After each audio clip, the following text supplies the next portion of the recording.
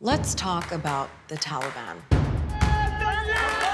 They've been fighting the government and its allies in Afghanistan for 20 years. Today, they seem stronger than ever. The Taliban have adapted their tactics. They've gotten more brutal. And now the Americans are going home. It's time to end the forever war. Biden wants his troops out by September 11th, and that could strengthen the Taliban even more. So who exactly are the Taliban? How is it that they have so much power? And why are people worried they'll take over Afghanistan again?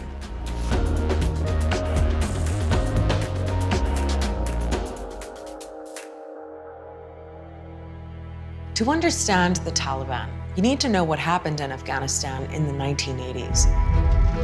Afghan guerrillas called the Mujahideen fought a Soviet occupation for 9 years. They even got money and weapons from the CIA.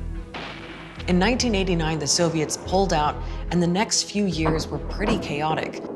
By 1992, there was a full-blown civil war with tribal leaders fighting for power. 2 years later, a militia called the Taliban started getting attention. Many of its members had studied in conservative religious schools in Afghanistan and across the border in Pakistan, and some of them had also fought as Mujahideen. And they had their own plans for the country. The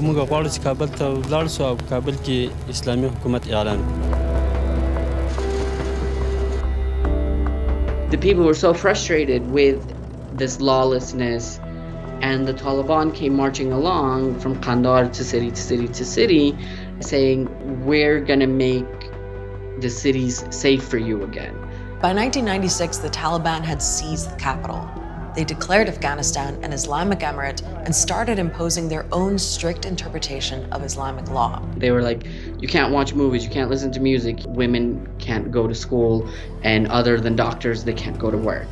You have to wear a certain type of clothes, you have to have a certain kind of beard, it just became more and more restrictive. Then 9/11 happened.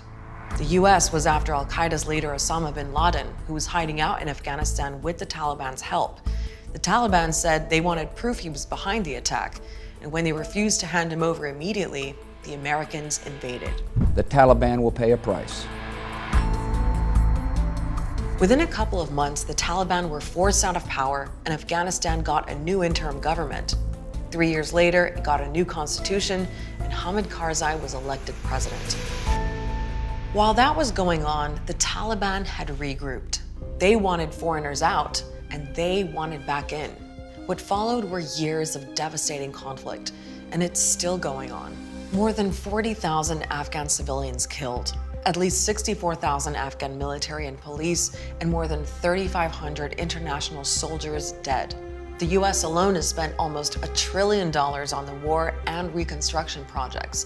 And after all that, Afghanistan is still deeply unstable, and the Taliban are still a force to reckon with. They're an insurgency fighting international occupation as they see it. They're fighting an illegitimate government in Kabul as they see it.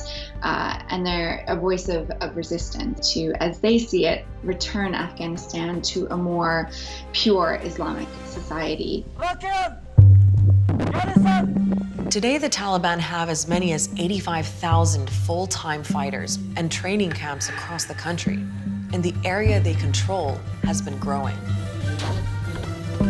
Right now, the Taliban control 1/5 of Afghan districts. On top of that, half of all districts are considered contested, which means the Taliban have a strong presence in many of those places too. And they control parts of some major highways. Whoever controls the roads in Afghanistan, pretty much controls the country. They've managed to basically give people the sense that, wherever you go, you'll have to deal with the Taliban. They're also well organized. The Taliban's leader is Haibatullah Akhundzada. He heads a council that oversees about a dozen commissions in charge of things like finance, health, and education. Below them are local officials in charge of everyday services. So in a way, the Taliban have set up a parallel state. They even run their own courts, which can be pretty popular among Afghans. Justice has been a huge gap in Afghanistan, and where the state courts have failed, these Sharia courts are able to come into communities who may even be reticent to support the Taliban, but they offer justice. All that control has also made them rich. According to Taliban members and a UN committee, they make close to $1.5 billion a year. They've always made a lot of money from growing opium poppies and the drug trade, but they found even more ways to generate income. Last year, they made millions from mining and trading minerals and even producing methamphetamine. They also have their own tax collection system and receive funding from abroad, although suspected sources like Pakistan and Iran deny it. Over the years, the international community has tried to get the Taliban and the Afghan government talking, or at least to talk about talking. There was even a meeting in the Maldives at one point. And during a brief Eid ceasefire in 2018, Taliban and Afghan soldiers were seen mingling in Kabul, even praying together. But overall, peace negotiations haven't achieved much. The Ghani government has been incredibly antagonistic and sees the Taliban as a real existential threat to everything that they represent. The Taliban have been quite adamant on their demand that they want the re-establishment of their regime that was toppled by the US intervention. The question now is, what will happen when the roughly 10,000 US and NATO soldiers leave? Will the Afghan government be able to survive? And what will the Taliban do?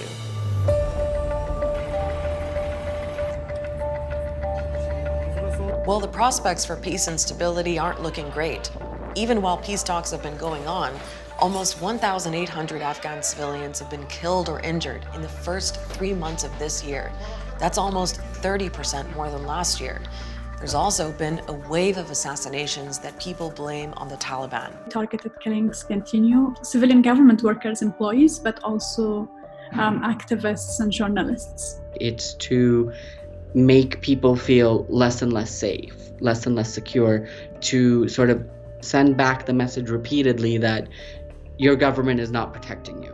Afghans are already asking themselves what life might be like if the Taliban take over again. Will they rip up the Constitution, which protects basic human rights? Will women be able to travel without a male guardian? Will women be able to be judges?